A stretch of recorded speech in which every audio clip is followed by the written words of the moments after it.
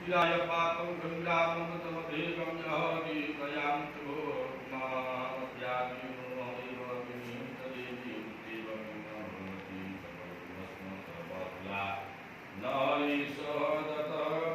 श्रमितत्र लोकानात्रयन्तु नित्यमेव मां तत्र विदायिनं नति करोति भवति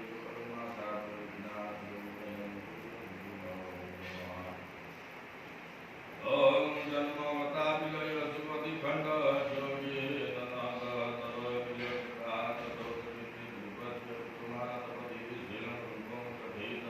रविचिन्तमतेजच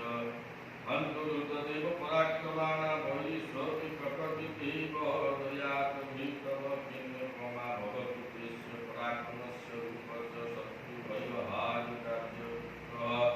दिक्कैव कृपा समरनिष्ठुरता च दुष्टा त्वमेव देवी वरदे भुवनद्वेषो कीर्तिलकसकीर्तमेतदखिलयुक्तिनाशमेन तत्र पूजा समर मुखमितेऽपि